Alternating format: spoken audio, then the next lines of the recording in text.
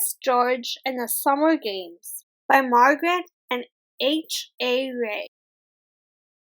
George was a little monkey who was good at a lot of things, especially being curious. What was all that commotion on the field near his home? The man with the yellow hat told George that's the recreation center staff setting up for their summer field day event.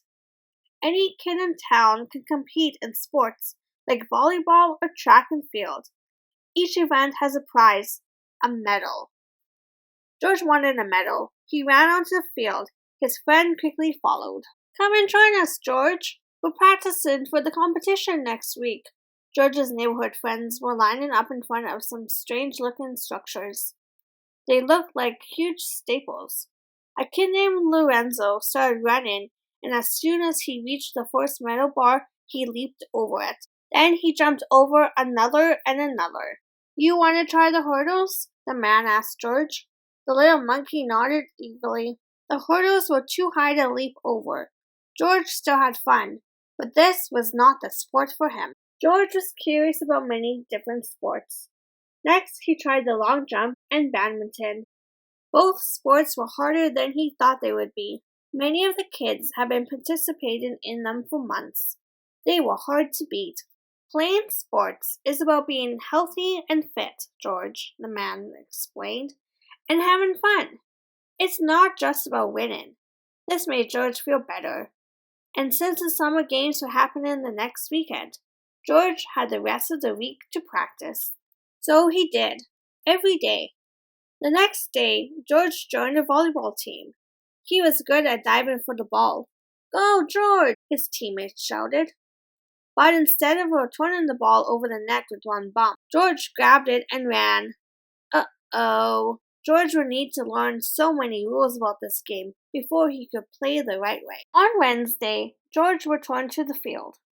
He was curious about the relay race. He saw kids taking turns running with a baton around a large track. It didn't look too hard. George was assigned the anchor leg, which meant he would run last. But he didn't understand that he could only take the baton from his teammate.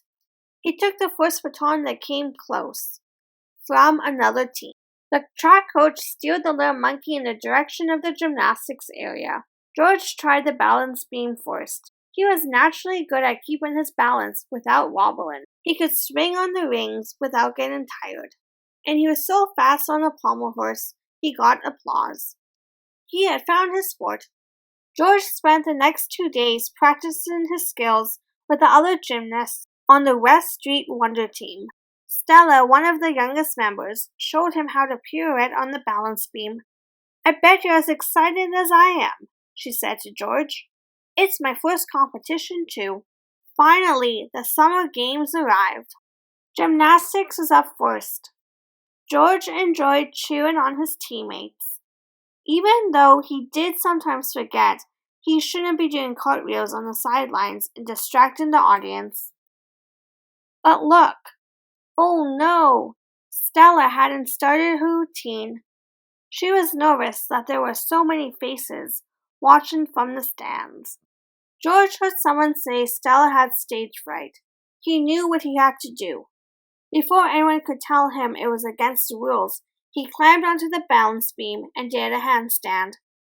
Stella smiled at him. George then held out a hand. Stella stretched her arms out and bowed. Then she did a perfect pirouette. George mirrored her. As long as Stella kept her eyes on George, she didn't feel nervous. She finished her routine to a grand applause. There wasn't a medal for doubles gymnastics, but there were ribbons for team effort. That was just fine with George. Making new friends and learning a sport had been the best part of the summer games. Besides, there was always next year.